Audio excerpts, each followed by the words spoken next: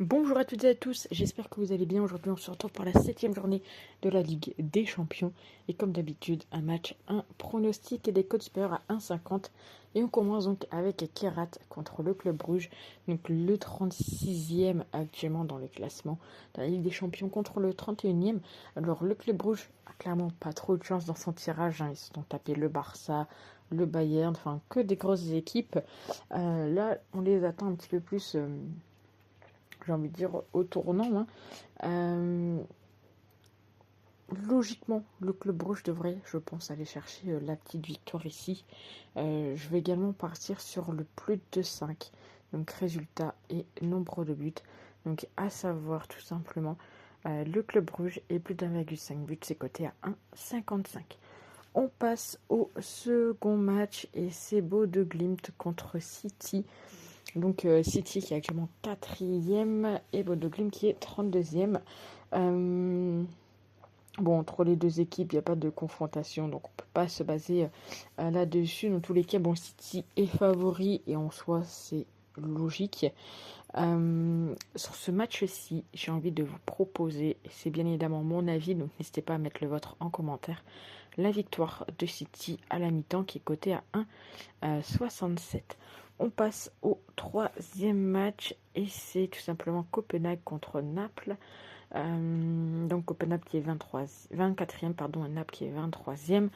Meilleure forme tout de même pour cette équipe de Naples qui est tout de même sur 8 matchs sans aucune défaite. Du côté, on a également le moins de 2,5 du côté de Naples.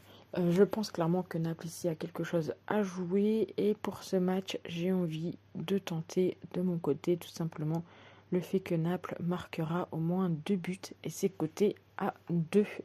Et on passe au quatrième match qui est tout simplement l'Inter contre Arsenal. Donc le premier de Serie A contre le premier de Première Ligue et également le premier de cette Ligue des Champions actuellement.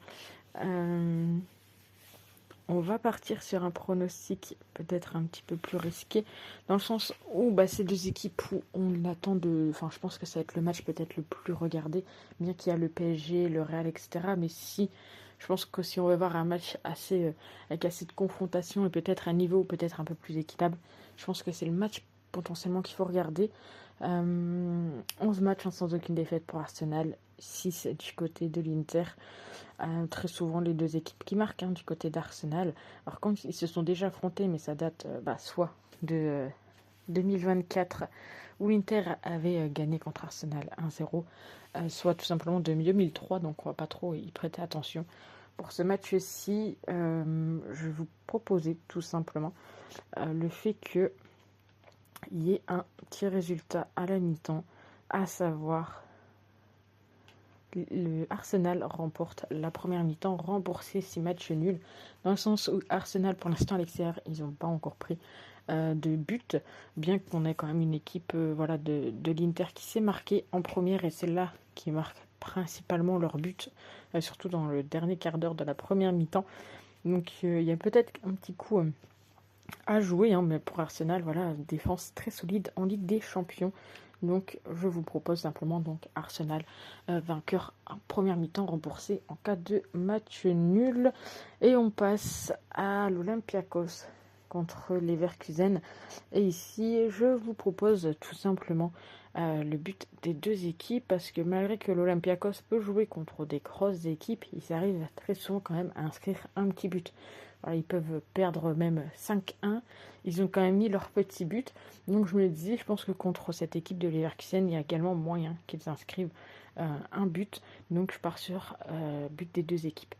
Le Real contre Monaco, et là c'est un peu plus compliqué parce que Monaco, ils arrivent quand même à faire des résultats assez intéressants contre des grosses équipes. Voilà, ça a fait le nul contre City, ça tient pas mal de fois les matchs nuls du côté de Monaco. Le Real, bien évidemment, les attend à une meilleure place que la 7e, j'ai envie de dire. Ils ont été un peu décevants sur enfin, pas ce dernier match-là, mais les deux d'avant. Ils seront plus de ça à domicile. On les attend victorieux. Donc j'ai envie de tenter pour ce match-ci tout simplement but par mi-temps.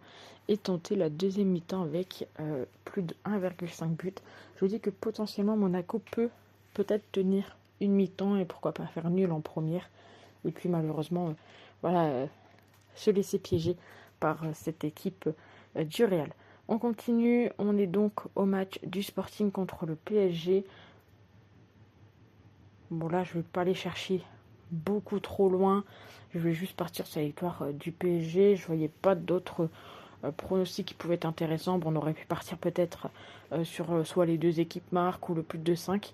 Mais on a une belle cote pour le PSG, donc je vais rester là-dessus. On continue avec également un match qui peut être assez intéressant à regarder. C'est Tottenham contre Dortmund, donc le 11e contre le 10e actuellement de cette Ligue des Champions. Je pense que ces deux équipes qui peuvent facilement trouver le chemin défilé. Donc je vais partir sur tout simplement le plus de 2,5 buts entre les deux équipes. C'est coté à 1,57. Et on finit avec Villarreal contre l'Ajax. Deux équipes qui peinent en Ligue des Champions, mais où dans leur championnat, il me semble qu'ils sont tous les deux troisièmes.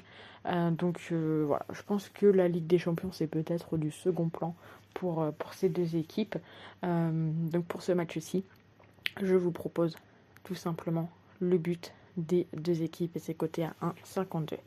Donc voilà pour mes 9 avis de cette Ligue des Champions. N'hésitez pas à mettre les vôtres dans les commentaires et nous on se retrouve très vite pour une prochaine vidéo. Ciao!